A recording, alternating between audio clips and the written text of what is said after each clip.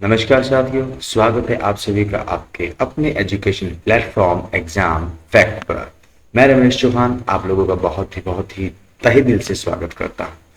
तो देखिए साथियों, हमारी जो सीरीज चली हुई है इसके अंदर हम लोगों ने जो टॉपिक्स है कॉमर्स से रिलेटेड उनको यहाँ पे कंटिन्यू करा हुआ है। ठीक है, तो हमारी जो है 6-7 क्लासेस ऑलरेडी हो चुकी हैं और आगे भी क्लासेस कंटिन्यू रहेंगी। तो हमारा जो टॉपिक है या जो पॉइंट्स है जो या जो क्लास हमारी आज की रहने वाली है वो है एचपीएससी पीजीटी कॉमर्स के regarding HTET RPSC assistant professor EMRS PGT commerce और यूपी पीजीटी, इन सभी के लिए ये क्लास बहुत ही ज्यादा इंपॉर्टेंट रहने वाली है। तो साथियों, इस क्लास के अंदर हम यहाँ पे पढ़ेंगे अकाउंटिंग स्टैंडर्ड्स को। देखिए, अगर आप कोई भी बुक उठाते हो तो आपको यहाँ पे है ना मोस्टली जो बुक्स होंगी उनके अंदर जो डाटा होगा वो प्रेजेंट के सिनेरियो में नहीं मिलेगा। आपको कहीं पे एक्सेसिव डाटा मिल जाएगा, कहीं पे आपको यूं कहा जाए कि ना के बराबर डाटा मिलेगा। इसी वजह से मैंने इस टॉपिक को काफी एक्सटेंसिवली कवर करा है। हाँ, बीच बीच में कुछ एक स्टैंडर्ड्स गायब होंगे जिनका रीजन है कि भी साल 2021 में 21-22 के अंदर हमारी जो ऑर्गेनाइजेशन ICAI, ठीक है, इसने अकाउंटिंग स्टैंडर्ड्स को क्या कर दिया, रिवाइज कर दिया। तो इसकी वजह से कुछ स्टैंडर्ड्स यहाँ पे उन्होंने क्या कर दिए, वाइप आउट कर दिए, यानी कि उनको हटा दिया गया है या दूसरे स्टैंडर्ड्स के साथ मर्ज कर दिया गया है। अब जो स्टैंडर्ड इस वीडियो के अंदर नहीं है उनको मैं सेपरेटली दूसरी वीडियो के अंदर आपको कंसिडर कर दूंगा, दूसरे वीडियो के अंदर आपको उसको मैं पढ़ा दूंगा। ठीक है, तो चलिए दोस्तों, बिना देर करते हुए शुरू करते हैं आज के गुरु ज्ञान को। तो यहाँ पे सबसे पहला जो हमारे पास अकाउंटिंग स्टैंडर्ड आ जाता है वो अकाउंटिंग स्टैंडर्ड 1। ध्यान दें, क्योंकि एमसीक्यूज वगैरह जो क्वेश्चन पूछे जाते हैं वो भी पूछा जाता है कि बताइए अकाउंटिंग स्टैंडर्ड 1 किससे रिलेट करता है, या पर्टिकुलर पूछ लेगा कि भैया बताओ अकाउंटिंग पॉलिसीज जो है वो किस स्टैंडर्ड के अंतर्गत आती है। इस तरीके से आपसे एमसीक्यू पूछेगा। इसीलिए मैंने यहाँ पे बिल्कुल टू द पॉइंट आंसर्स या टू द पॉइंट चैप्टर को, सॉरी, मटेरियल को यहाँ पे मेंशन करा हुआ है। एक्सेसिव जो डाटा था उसको बिल्कुल हटा दिया गया ताकि आपको सिर्फ और सिर्फ एक ओवरव्यू मिले। अगर मान लो एग्जाम के अंदर चांसेस क्या है, तो मेरे हिसाब से अगर जब एचपीएससी रिटर्न एग्जाम भी लेगा ना, रिटर्न एग्जाम में भी, तो वो आपसे अकाउंटिंग स्टैंडर्ड्स का एक्सप्लेनेशन मेरे हिसाब से नहीं पूछेगा। ठीक है, क्योंकि वहां पर पूछने के लिए इसके अलावा और बहुत सारी चीजें हैं, क्योंकि ये क्या होता है कि भी इनके अंदर हर साल कुछ ना कुछ चेंजेस लाते रहते हैं। ठीक है, तो अब क्योंकि आप तो एक सिंपल टीचर का काम कर रहे हैं, आपका काम है पढ़ना, आप कोई प्रैक्टिकली अकाउंटिंग फील्ड में तो हो नहीं कि आप इनसे हमेशा रूबरू होते रहें। तो इस वजह से क्या होता है कि भी आपको कई बार इनकी इंफॉर्मेशन पूरी नहीं मिल पाती, और उम्मीद यहाँ पे यही है कि एचपीएससी भी आपसे इसके जो डिटेल क्वेश्चन है वो नहीं पूछे, इसको वो सिर्फ और सिर्फ एमसीक्यू को कॉन्सेप्ट ही रहने देगा। ठीक है, तो चलिए शुरू करते हैं। सबसे पहले अकाउंटिंग स्टैंडर्ड 1 की बात करते हैं। ये क्या होता है, कहता है डिस्क्लोजर पॉलिसीज। यहाँ पे देखिए सिंपली जो कहता है हमारे पास है वो कहते हैं this standard list contain all the significant accounting policies. कहते हैं देखिए, कोई भी बिजनेसमैन है या कोई भी बिजनेस है उसको अपनी कुछ अकाउंटिंग पॉलिसीज को शुरुआत में ही एक्सेप्ट करना होता है कि भाई हाँ, हम अपना अकाउंटिंग किस तरीके से करेंगे, क्या नीतियां हम लोग बनाएंगे। ठीक है, तो उसके लिए जो स्टैंडर्ड यहाँ पे एप्लीकेबल है वो है स्टैंडर्ड नंबर 1, यानी कि अकाउंटिंग यानी कि AS1। ये बताता है कि भी आप किस तरीके से पॉलिसीज मेंशन करोगे, कौन कौन सी पॉलिसीज को आप फॉलो करोगे, और फाइनेंशियल स्टेटमेंट्स को आप किस तरीके से शो करोगे। ये सारे की सारी इंफॉर्मेशन और किस तरीके से प्रिपेयर करोगे, सारी इंफॉर्मेशन आपको अकाउंटिंग स्टैंडर्ड 1 में दी जाएगी। तो आपने यहां से इसको देख लेना है। ठीक है, नेक्स्ट हमारे पास जो अगला पॉइंट है या अगला जो स्टैंडर्ड है वो है अकाउंटिंग स्टैंडर्ड 2। यहाँ पे देखिए क्या कहता है, इन्वेंट्रीज वैल्यूएशन। तो देखिए आप लोगों ने पढ़ा होगा, जब 11th क्लास में भी पढ़ा भाई, आपने 12th क्लास में भी पढ़ा, आपने जो है कि बीकॉम के फर्स्ट ईयर में। ठीक है, यानी कि जब भी आपने कॉमर्स अकाउंटिंग के अंदर पढ़ा है तब उस वक्त एक चीज जरूर आई थी, वो था वैल्यूएशन ऑफ इन्वेंट्री या स्टॉक। ठीक है, तो यहाँ पे इसके रिलेटेड जो अकाउंटिंग स्टैंडर्ड 2 है ना, ये वर्क करता है। हम लोगों ने क्या सुना है आज तक, हम लोगों ने यही सुना है कि स्टॉक का वैल्यू मार्केट प्राइस और यूं कहा जाएगा भी परचेज प्राइस या यूं कहा जाएगा भी बुक वैल्यू, दोनों में से जो भी कम होगा उसको हम यहाँ पे एक्सेप्ट कर लेंगे। लेकिन ये किस स्टैंडर्ड के अंदर ये बात कही गई है, ये standard inventory valuation accounting standard number 2। ठीक है। अब सवाल क्या हो सकता है यहाँ से सवाल पूछ सकता है कि भाई इन्वेंट्री के वैल्यूएशन के लिए या इन्वेंट्री वैल्यूएशन के लिए कौन सा स्टैंडर्ड जिम्मेदार है, तो वो अकाउंटिंग स्टैंडर्ड 2 है मेरे साथ में। क्लियर। तो चलिए नेक्स्ट पॉइंट पे शुरू करते हैं। अगला हमारे पास जो कॉन्सेप्ट है या अगला जो हमारे पास टॉपिक है वो है अकाउंटिंग स्टैंडर्ड 3। तो देखिए इसके अंदर क्या कहता है, कैश फ्लो स्टेटमेंट। तो ध्यान दे ये हमारे पास रिवाइज हो चुकी है, ठीक है, ये क्या हो चुकी है, रिवाइज हो चुकी है। यानी कि अब इसको अगर यहाँ पे अकाउंटिंग स्टैंडर्ड 3 एमसीक्यू में आ गया, कहते हैं कि भी कैश फ्लो स्टेटमेंट किसके थ्रू बनाई जाती है, वहां पे AS3 भी दे देगा और AS3 रिवाइज दे देगा। ठीक है, बोला बताओ भाई इन दोनों में से है ना कौन सा है स्टैंडर्ड जो कैश फ्लो स्टेटमेंट को बनाने में हमारी मदद करता है, मार्गदर्शन करता है, गाइड करता है। तो ये हमारे पास ये है भाई, ठीक है, अकाउंटिंग स्टैंडर्ड 3 रिवाइज्ड। अब सर इसमें क्या है, तो देखिए इसके अंदर बताएगा कि भाई एक्चुअली में आप जो भी यहाँ पे काम कर रहे हैं, ध्यान दो, कहता है ये बताएगा, एक्सप्लेन करेगा, कहते कोई भी इंटरप्राइजेज है अगर उसकी कैश की वैल्यूएशन में, ठीक है, कैश वैल्यूज में, हिस्टोरिकल वैल्यूज में कोई भी चेंज आता है तो वो किस तरीके से होगा। इन शॉर्ट बिजनेस के पास मेनली 3 एक्टिविटीज होती है, ठीक है, ध्यान दे 3 एक्टिविटीज होती हैं। पहली होती है हमारे पास ऑपरेटिंग कह सकते हो, फाइनेंसिंग कह सकते हो, और ये तो ऑपरेटिंग, सॉरी लिखा ही पड़ा है क्यों चिंता करता हूँ। तो हमारे पास कहता है कि फाइनेंसिंग एक्टिविटी, इन्वेस्टिंग एक्टिविटी और ऑपरेशनिंग या ऑपरेटिंग एक्टिविटी। तो यहाँ पे इस स्टैंडर्ड के अकॉर्डिंग हम देखते हैं क्या बनाते हैं, कैश फ्लो स्टेटमेंट, जो कि क्या शो करता है कि पूरे साल में हमको हमारे ऑपरेशंस यानी कि संचालनात्मक क्रियाओं से कितना कैश जनरेट हुआ, फाइनेंसिंग से कितना कैश जनरेट हुआ या कैश यूज हुआ, और इन्वेस्टिंग से कितना कैश जनरेट या कैश यूज हुआ। अब ये कैश फ्लो स्टेटमेंट बनाना है, लेकिन इसको बनाने का तरीका, प्रॉपर मेथड हमारे पास कौन से स्टैंडर्ड में दिया हुआ है, अकाउंटिंग स्टैंडर्ड 3 के अंदर।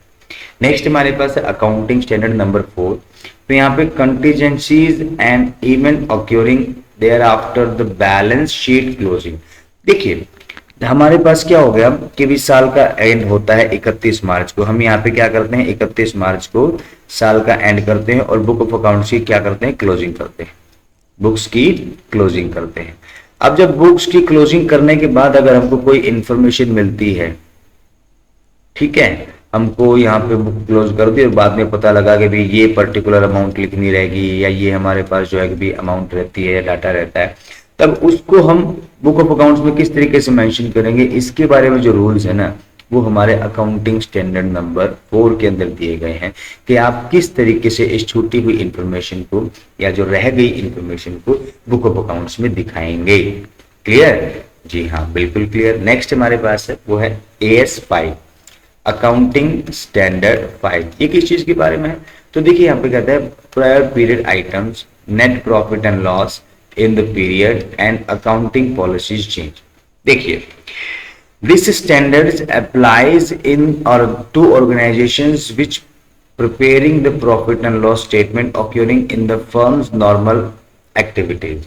It also include recording prior changes or extraordinary items and the change in the accounting policies and estimation. In simple ways हम बात करें भाई, मान लो कि भी यहाँ पे आपने बुक ऑफ अकाउंट्स में अपने जो मेथड है ना उनको अप्लाई कर लिया और बाद में आपको कोई चेंज करना है, कोई मेथड आप यहाँ पे चेंज करना चाहते हो, तो कहते हो कौन सा स्टैंडर्ड आपको गाइड करेगा इधर कि आप क्या चेंज कर सकते हो, क्या नहीं चेंज करोगे तो किस तरीके से करोगे, उसका बुक ऑफ अकाउंट्स पे क्या इम्पैक्ट पड़ेगा।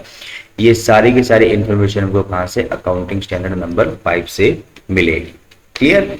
नेक्स्ट हमारे पास है वो कहता है accounting for construction contract.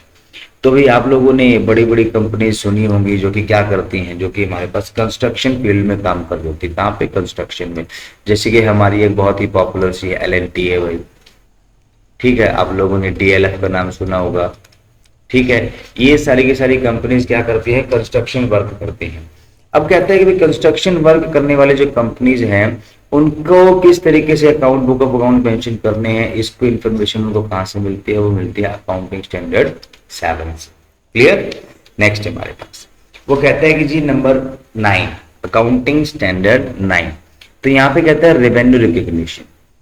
Accounting standard 9 क्या कहता है कि आप किस वक्त, रेवेन्यू का मतलब यहाँ पे आगम, ठीक है, आप किस वक्त किसी भी ट्रांजैक्शन को आगम मानोगे, उसको रिकॉग्नाइज कब करोगे कि भाई हाँ ये हमारी इनकम है, तो इसके बारे में जो भी गाइडलाइंस है, जो भी इंफॉर्मेशन है, वो आपका अकाउंटिंग स्टैंडर्ड 9 में दिया हुआ है। क्या कहता है, this standard list how to recognise revenue in the entity, कहते हैं प्रॉफिट और loss statements, for example rendering of service, sale of goods वगैरह वगैरह। भाई इनमें से किसी भी सिचुएशन में बोले मैंने इसको कब इनकम मान लेना है, इसके बारे में मुझे गाइडलाइन कहाँ से मिलेगी, तो वो अकाउंटिंग स्टैंडर्ड 9 से मिलेगी। ठीक है, नेक्स्ट हमारे पास कहता है अकाउंटिंग स्टैंडर्ड 10। ठीक है भाई, AS 10 ये आपके सामने रखा हुआ है। बोले प्लांट, प्रॉपर्टी और इक्विपमेंट, 3 नाम यहाँ पे दिए गए हैं। अब कैसे समझिए, the accounting standard list the accounting treatment for the equipment. भाई जो आपके पास इक्विपमेंट है उनके लिए अकाउंटिंग ट्रीटमेंट क्या होगा, किस तरीके की अकाउंटिंग आपको उनके लिए करनी है। ठीक है, साथ ही जो प्लांट है उसको किस तरीके से आप बुक ऑफ अकाउंट्स में रिकॉर्ड करोगे, जो प्रॉपर्टी है कैसे, तो इस सभी इंफॉर्मेशन को यहाँ पे किस तरीके से बुक ऑफ अकाउंट्स में मेंशन करना और शो करना है, ये इंफॉर्मेशन हमको कहां से मिलेगी, अकाउंटिंग स्टैंडर्ड 10 से मिलेगी। क्लियर है भाई। तो यहाँ पे नेक्स्ट हमारे पास है वो है 11, अकाउंटिंग स्टैंडर्ड 11 की बात कह रहा है। किसकी बात कह रहा है, अकाउंटिंग स्टैंडर्ड 11 की। तो यहाँ पे क्या कह रहा है, देखो change in rates of foreign exchange rates. ठीक है, change in rates of foreign exchange rates. भाई अगर मान लो कि भी हम विदेशों से कोई माल लेते खरीदते हैं तो हमको यहाँ पे सिंपल वे में किस में, डॉलर में पेमेंट करनी होगी, या फिर हमारे पास हमारा जो युआन है, ठीक है, या फिर हमारा जो रशिया का रूबल है उसके अंदर हम पेमेंट कर रहे हैं आजकल। सिंपल वे में क्या कह रहा है, जो standards deal with the accounting principle of transaction in foreign currency and the financial impact of rate change in foreign exchange on operation and transaction. तो कहते हैं कि भी अगर मान लो आप इंटरनेशनल बिजनेस करते हो तो इंटरनेशनल लेवल पर जब आप फॉरेन मार्केट के अंदर से पैसा माल ले रहे हो तो वहां पे पैसा देना पड़ेगा। तो उसके में अगर कोई चेंज आता है रेट्स में, मान लो पहले आपने जो है भी रेट यहाँ पे एक समय था जब हमारा कि भी $1 60 के बराबर था। ठीक है, $1 इज इक्वल टू 60 रुपीज। आजकल ये लगभग 80 के आसपास चल रहा है, 89 या 80 के आसपास चल रहा है। तो ये क्या हो यार, यहाँ पे एक्सचेंज रेट में चेंज आ गया, आगे भी नहीं आ गया। तो बोले अब इसके बारे में मुझे इन्फॉर्मेशन है कि भाई किस रेट को मैं एक्सेप्ट करूंगा, किसको, इसकी पूरी इन्फॉर्मेशन आपको अकाउंटिंग स्टैंडर्ड नंबर 11 में देखने को मिलेगी। तो नेक्स्ट हमारे पास है अकाउंटिंग स्टैंडर्ड नंबर 12। तो यहाँ पे कहता है कि गवर्नमेंट की जो ग्रांट्स है ना उनके बारे में बात कर रहा है। गवर्नमेंट की ग्रांट्स बोले किन को मिलती है, बोले जो गवर्नमेंट का कहना मानता है। तो कहता है देखिए, government grants are covered by this accounting standard and also called the standards for duty या drawbacks, subsidies, cash incentive etcetera.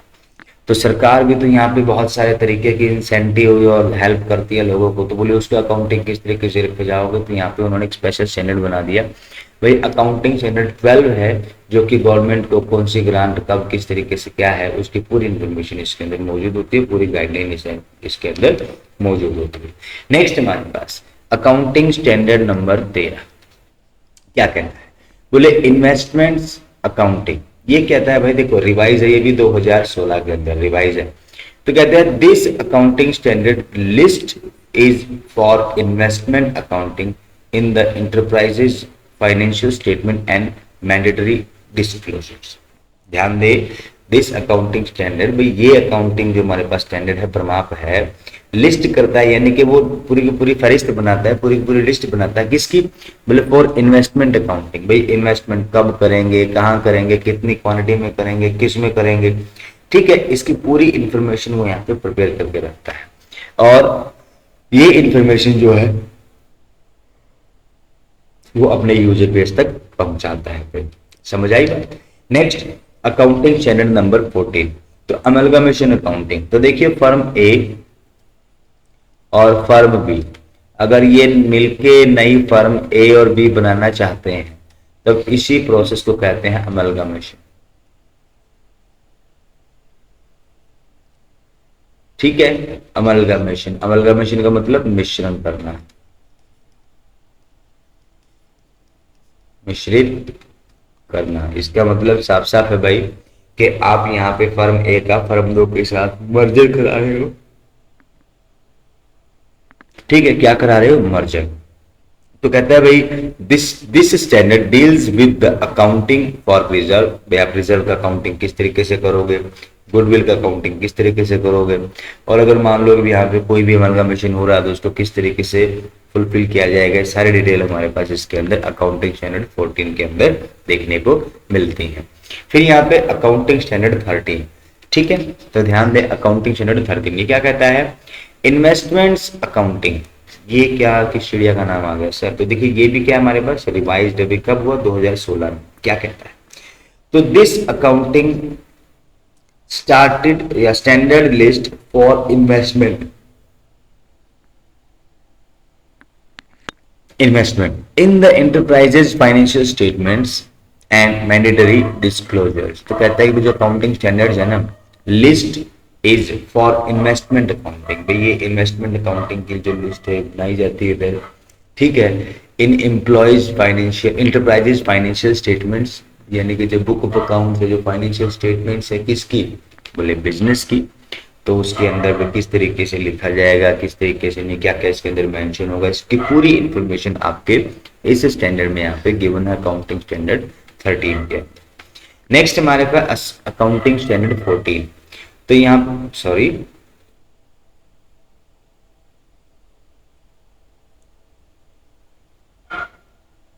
ये मैं कर चुका हूँ भाई इसको 13, फिर 12 गवर्नमेंट ग्रांट्स, फिर यहाँ पे 11। ठीक है, अमलगमेशन। अब कहता है ईपीएफ यानी एम्प्लॉयज बेनिफिट। ये क्या होता है देखो ध्यान से, ईबी, इसको यहाँ पे नाम दिया जा सकता है ईबी। क्या कह रहा है? कहता है this standard prescribe the accounting disclosure and treatment of employees share based payment. तो यहाँ पे जो भी एम्प्लॉयज हो रहे हैं भाई उनको यहाँ पे शेयर बेस्ड पेमेंट करो, अगर दूसरी जो बेनिफिट्स है वो भी है, ठीक है, उसके बारे में गाइडलाइन देगा कि भाई आप क्या क्या बेनिफिट कस्टमर्स को या सॉरी अपने एम्प्लॉयज को दे सकते हो, दे रहे हो कि नहीं दे रहे हो। ये कंप्लीट इन्फॉर्मेशन यहाँ पे अकाउंटिंग स्टैंडर्ड 15 के अंदर आपको देखने को मिलेगी। ठीक है, तो यहाँ पे मेरे दोस्तों अभी के लिए मैं आप लोगों से माफी चाहूंगा क्योंकि मैं यहाँ पे जो है कि 1 से लेकर 15 अकाउंटिंग स्टैंडर्ड्स आप लोगों को पढ़ा चुका हूँ। ठीक है, तो बाकी के जो हमारे पास स्टैंडर्ड्स हैं उनको मैं यहाँ पे अगली क्लास में लेके आऊंगा।